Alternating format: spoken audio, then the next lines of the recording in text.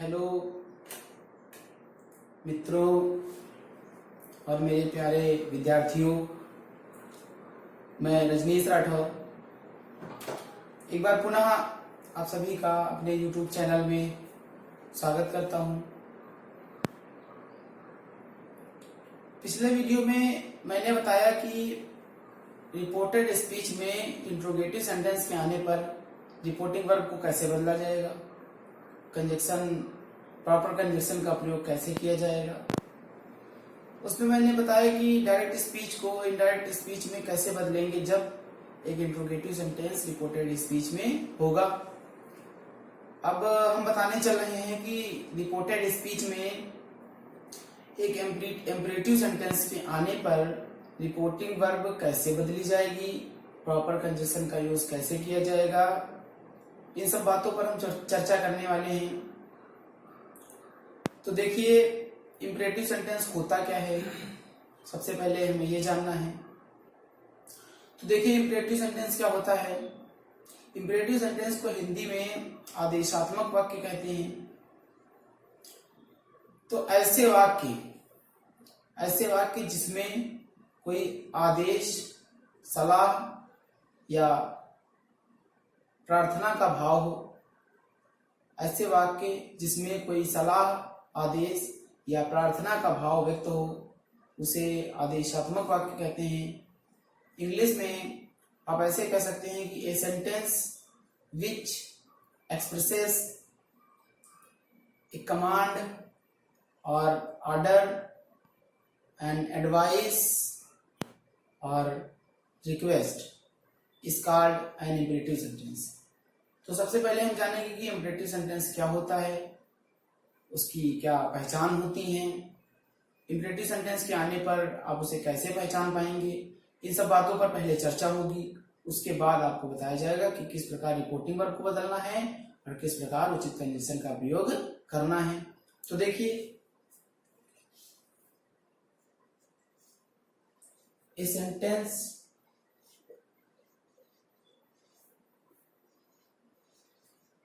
which expresses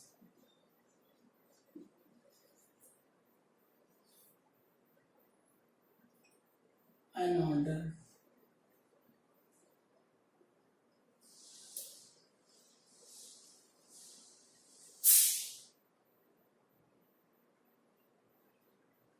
and advice on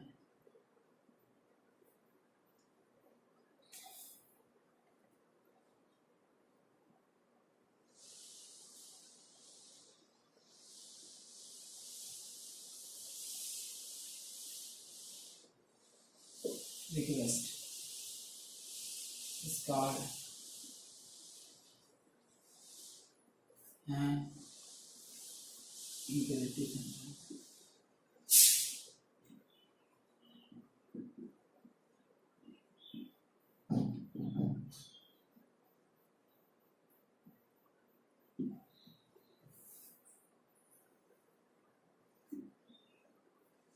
देखिए, लिखा है सेंटेंस विच एक्सप्रेसेस, एक वाक्य जो प्रकट करता है एन ऑर्डर, एक आदेश, एन एडवाइस, एक सलाह, आर अथवा ए रिक्वेस्ट, एक प्रार्थना, इस कॉल्ड एन इम्परेटिव सेंटेंस, एक आदेशात्मक वाक्य कहलाता है। एक ऐसा वाक्य जिसमें आदेश, सलाह या प्रार्थना का भाव व्यक्त हो, उसे इम्परेटिव सेंटेंस कहते हैं। अब देखिए, इम्परेटिव सेंटेंस कैसे कैसे स्टार्ट हो सकता है, क्या क्या उनकी पहचान होती है। तो देखिए,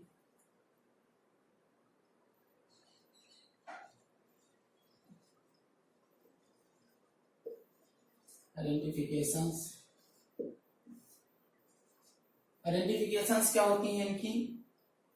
देखिए, जो हमारा इम्परेटिव सेंटेंस होगा वह या तो प्लीज से स्टार्ट होगा या फिर काइंडली से स्टार्ट होगा, और या तो फिर डू नॉट होगा, सेंटेंस के शुरुआत में डू नॉट होगा, या फिर सेंटेंस के शुरुआत में ऑलवेज होगा, या फिर सेंटेंस की शुरुआत में नेवर होगा या मेन वर्ब का फर्स्ट फॉर्म होगा। तो देखिए ये इतने पॉइंट्स लिखे हैं। जो इंपरेटिव सेंटेंस होगा या तो वह प्लीज से स्टार्ट होगा या काइंडली से स्टार्ट होगा। इन दोनों का मतलब एक ही होता है। विनम्रता के लिए काइंडली या प्लीज का प्रयोग किया जाता है। इसका मतलब होता है कृपया। डू नॉट से सेंटेंस स्टार्ट होगा या फिर सेंटेंस ऑलवेज से स्टार्ट होगा या फिर सेंटेंस नेवर से स्टार्ट होगा या फिर किसी भी मेन वर्ब की फर्स्ट फॉर्म से सेंटेंस स्टार्ट होता है तो वह हमारा इंपरेटिव सेंटेंस होता है।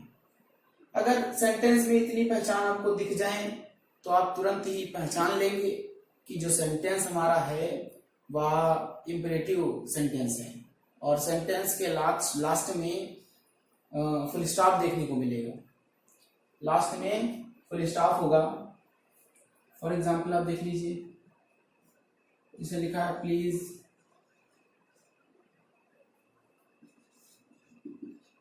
गिव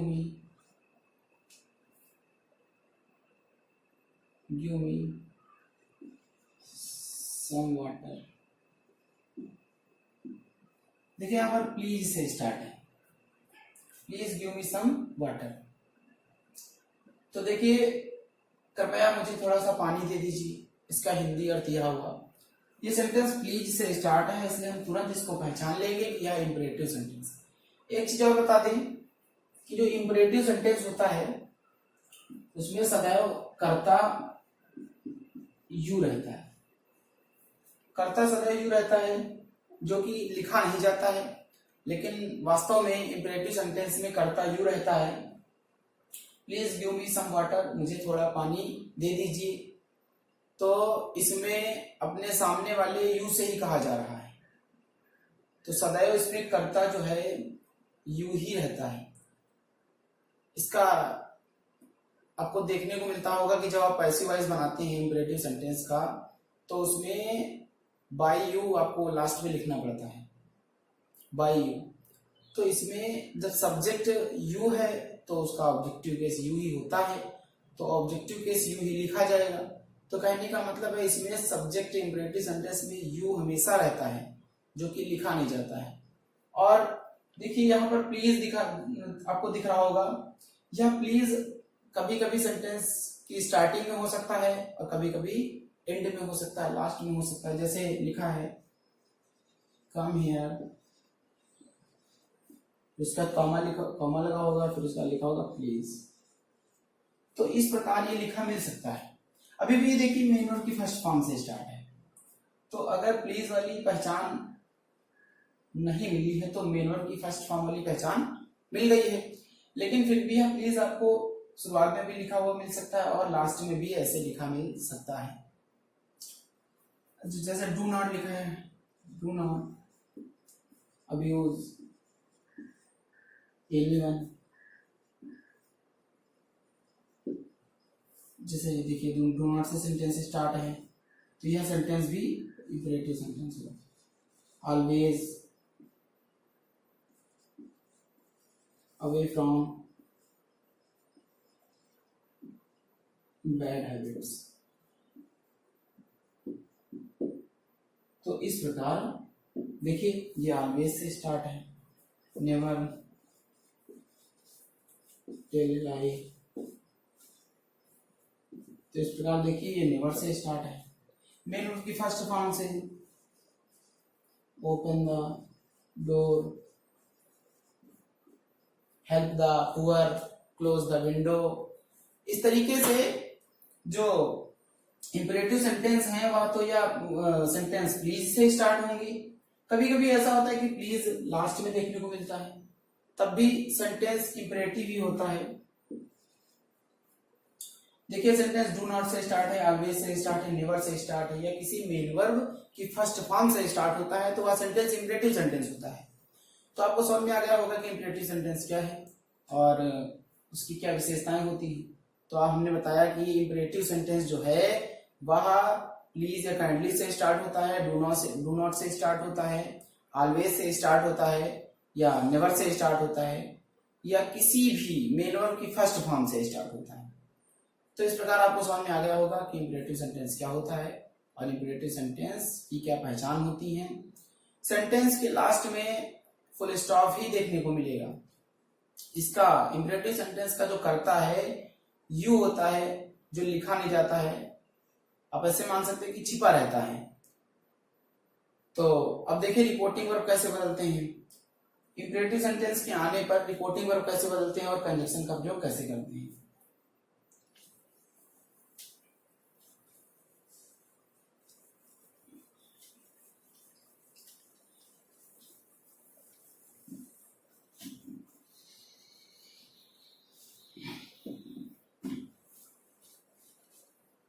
देखिए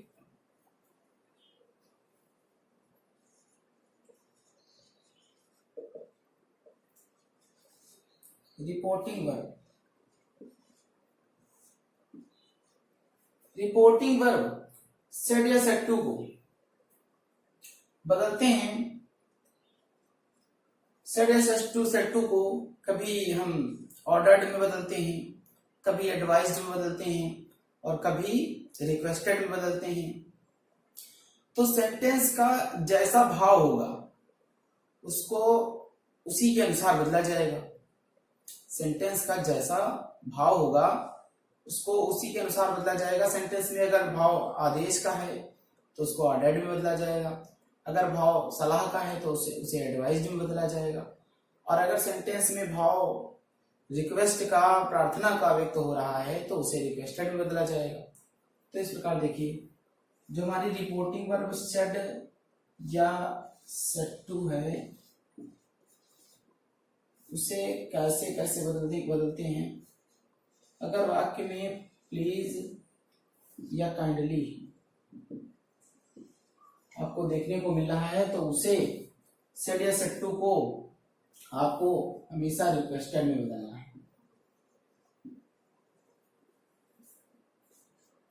अगर सेंटेंस में डू नॉट देखने को मिल रहा है तो यह दो तरीके से बदलेगा। कभी कभी सेंटेंस में ऑर्डर दिया जाता है तो ऑर्डर में बदलेंगे, और कभी कभी सेंटेंस में एडवाइस दी जाती है तो एडवाइज्ड में बदलेंगे। उसके बाद देखिए सेंटेंस अगर मेन वर्ब की फर्स्ट फॉर्म से स्टार्ट है तो उसमें तीन चीजें आपको देखने को मिलेंगी। कभी कभी आदेश दिया जाता है और वह तभी पता चलेगा जब आप सेंटेंस का अर्थ निकालेंगे। कभी कभी सलाह दी जाती है और कभी कभी प्रार्थना की जाती है, रिक्वेस्ट की जाती है। तो ऐसे सेंटेंसेस में सेड या सेड टू को ऑर्डर में बदलेंगे जब मेन वर्ब की फर्स्ट फॉर्म से सेंटेंस स्टार्ट है और उसमें अगर ऐसा लग रहा है कि आदेश दिया जा रहा है तो जो रिपोर्टिंग वर्ब का जो स्पीकर है वह पोस्ट में बड़ा है और जो लिसनर है वह छोटा है, तो ऐसा लगता है कि इसमें आदेश दिया जा रहा है और मेन वर्ब की फर्स्ट फॉर्म से स्टार्ट है, तो फिर उसे सेड या सेड टू को ऑर्डर्ड में बदलेंगे, और अगर सलाह होती है तो एडवाइज्ड में, और अगर प्रार्थना होती है तो रिक्वेस्टेड में। ठीक है, इस प्रकार आगे देखिए अगर सेंटेंस ऑलवेज से स्टार्ट है तो फिर उसे एडवाइज्ड में बदलते हैं। ऑलवेज से स्टार्ट, ऑलवेज का मतलब होता है सदा, सदैव, हमेशा। सदा बुरी आदतों से दूर रहो, सदा सत्य बोलो। ठीक है, तो इस प्रकार के सेंटेंसेस में एडवाइस ही दी जाती है। सत्य बोलने के लिए अगर आपको कोई बोलेगा कि सत्य बोलिए तो ऐसे सेंटेंसेस में आपको कोई आदेश नहीं दे सकता है, केवल एडवाइस दे सकता है। बोलना ना बोलना तो वो आपके ऊपर डिपेंड करता है। तो ऐसे सेंटेंसेस में ऑलवेज होता है या नेवर होता है। नेवर भी जो वर्ड होता है उसको हम हमेशा एडवाइज्ड में बदलते हैं। कभी चोरी ना करो, कभी झूठ ना बोलो, कभी बुरे कर्म ना करो, ठीक है, कभी बुरी आदतों को ना अपनाओ। तो ऐसे सेंटेंसेस में ऑर्डर नहीं दिया जाता है। अधिक परसेंटेज में आपको यही देखने को मिलेगा, ऐसे सेंटेंसेस में जो ऑलवेज और नेवर से स्टार्ट होते हैं उनमें एडवाइस ही दी जाती है। तो देखिए, अगर सेंटेंस में नेवर से स्टार्ट है तो उसमें भी सेड या सेड टू को एडवाइस में बदलेंगे। और कंजक्शन,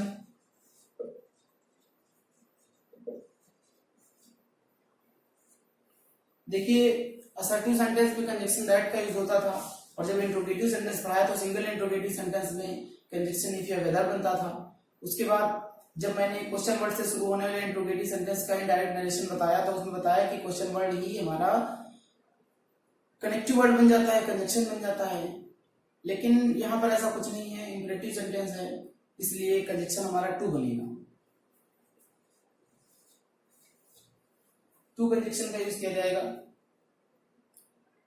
कभी कभी मेन वर्ब रिपोर्टिंग वर्ब में बड़ा पद होता है आगे और छोटा पद होता है पीछे। जैसे teacher, the teacher said to the students, तो जो टीचर है वो बड़ा पद है, स्टूडेंट्स छोटा पद है। तो जब कभी रिपोर्टिंग वर्ब में बड़ा पद आगे होता है और छोटा पद पीछे होता है तो वहां पर सेड या सेड टू को ऑर्डर में बदलते हैं। और जब छोटा पद आगे होता है और बड़ा पद पीछे होता है तो अधिकतर उसे सेड या सेड टू को हम रिक्वेस्टेड में बदलते हैं। तो आपको समझ में आ गया होगा कि इंपरेटिव सेंटेंस क्या है, उसकी क्या पहचान होती है, कैसे कैसे इंपरेटिव सेंटेंस स्टार्ट हो सकता है, उसके बाद रिपोर्टिंग वर्ब को कैसे बदलना है, कंजक्शन टू का ही प्रयोग करना है। इस प्रकार ये सब चीजें आपको समझ में आ गई होंगी। तो देखिए आगे हम कुछ एग्जाम्पल की सहायता से बताने वाले हैं कि किस प्रकार बदलेंगे। तो देखिए कुछ सेंटेंस लिखे हैं यहाँ पर जो इंपरेटिव हैं। तो सबसे पहले मैंने बताया कि जब भी डायरेक्ट नरेशन आपको मिलता है तो सबसे पहले उसमें डायरेक्ट नरेशन में हम रिपोर्टेड पार्ट को देखते हैं, रिपोर्टेड स्पीच को देखते हैं। तो देखिए रिपोर्टेड स्पीच,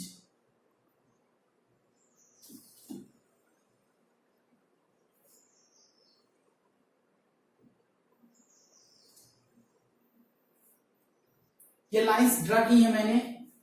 यहां पर देखिए जो सेंटेंस है प्लीज से स्टार्ट है। दूसरा सेंटेंस मेन वर्ब की फर्स्ट फॉर्म लीव से स्टार्ट है, लीव का मतलब होता है छोड़ना। तीसरा सेंटेंस डू नॉट से स्टार्ट है। जो चौथा सेंटेंस है वो भी प्लीज से स्टार्ट है। और जो पांचवा और जो ये छठा है सेंटेंस, ये दोनों सेंटेंस मेन वर्ब की फर्स्ट फॉर्म से स्टार्ट है। तो देखिए इनको किस प्रकार इनडायरेक्ट नरेशन में बदलना है। हमने बताया कि जब भी सेंटेंस में आपको प्लीज दिख जाए, रिपोर्टेड स्पीच में रिपोर्टेड पार्ट में प्लीज दिख जाए तो वह इंपरेटिव सेंटेंस होता है।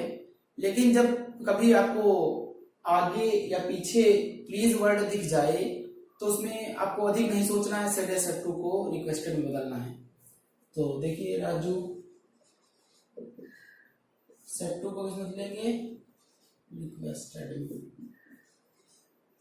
और उसके बाद है हिज फादर। उसके बाद कंजक्शन टू लगाएंगे और प्लीज वर्ड को रिमूव कर देंगे।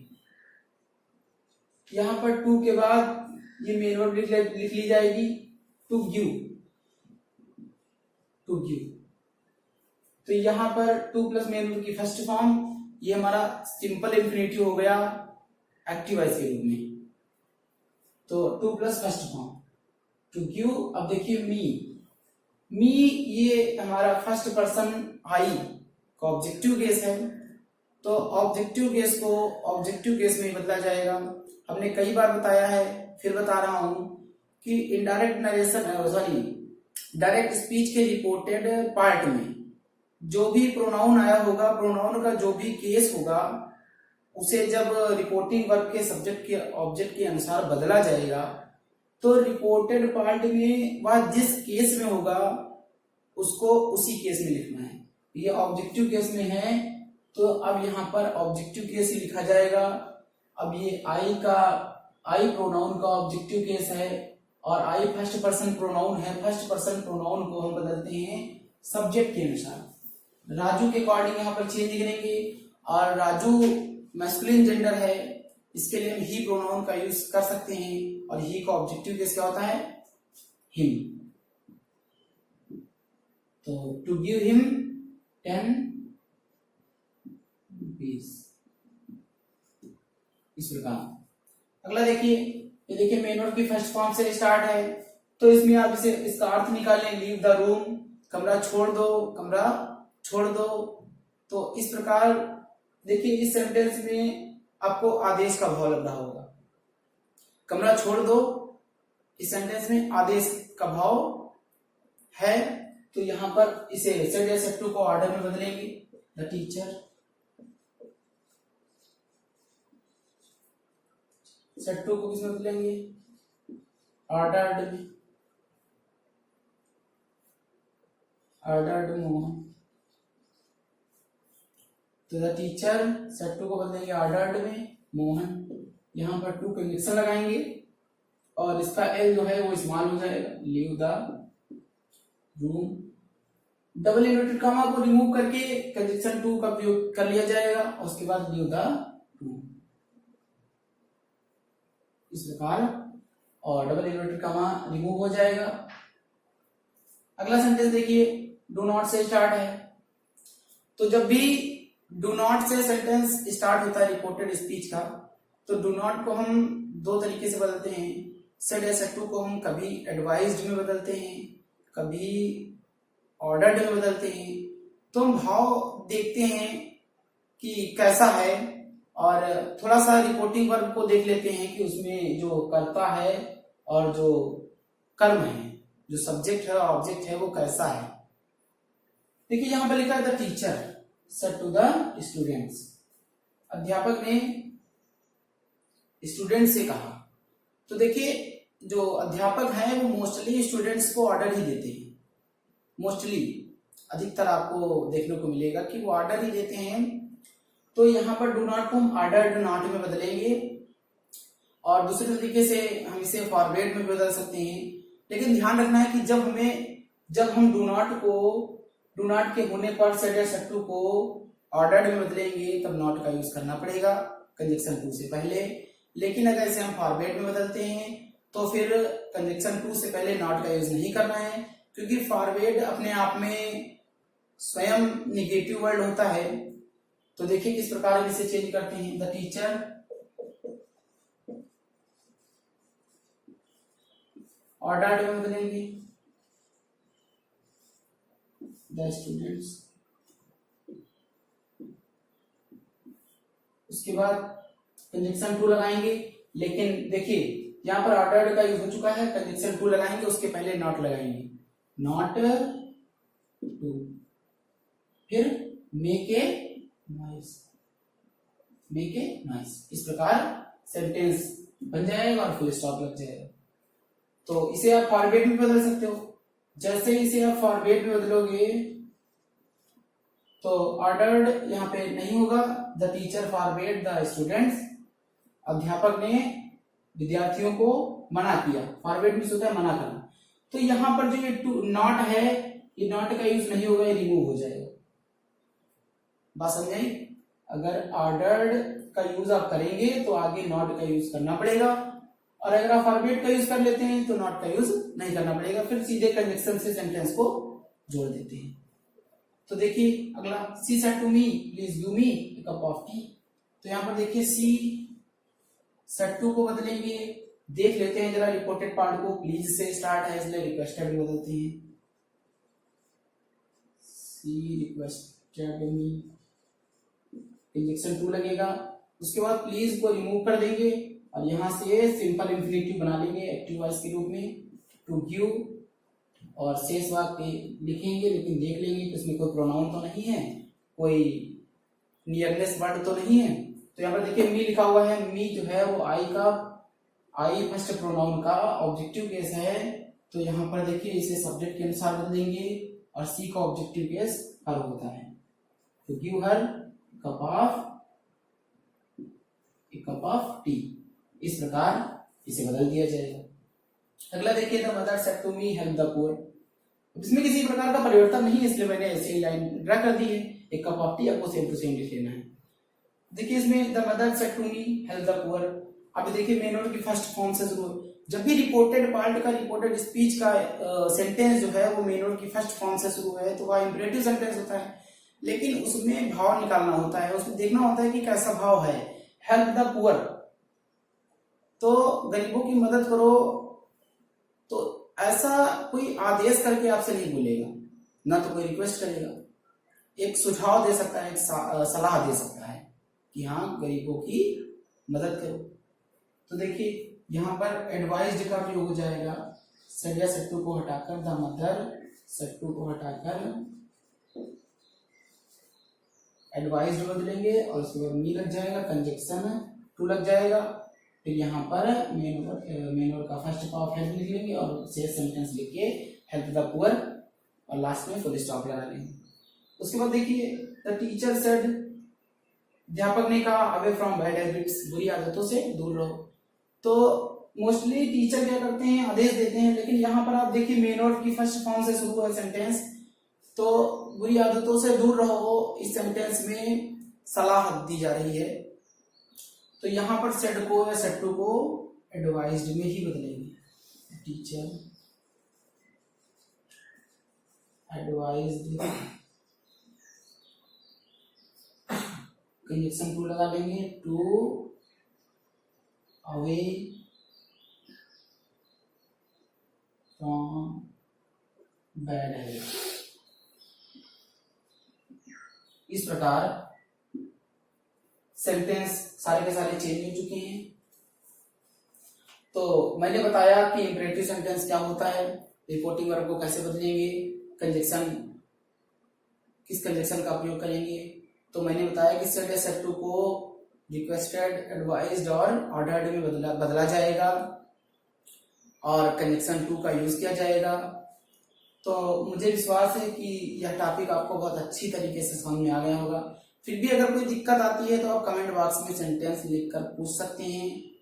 किसी प्रकार का आपको मतलब कोई प्रॉब्लम हो, किसी प्रकार का एक्सेप्शन आपको समझ में नहीं आया हो तो आप पूछ सकते हैं। और यहाँ पर हमारा वीडियो समाप्त होता है। अगले वीडियो में हम बताएंगे कि लेट वाले सेंटेंस भी इंपरेटिव सेंटेंस होते हैं और लेट वाले सेंटेंस अगर रिपोर्टेड स्पीच में आ जाते हैं तो किस प्रकार हमें रिपोर्टिंग वर्ब को बदलना है और कंजक्शन, प्रॉपर कंजक्शन का यूज करना है। तो अगले वीडियो में हम बताते हैं कि किस प्रकार लेट वाले सेंटेंसेस का इनडायरेक्ट नरेशन बनता है। और तब तक के लिए आप इसे नोट कर लीजिए। धन्यवाद।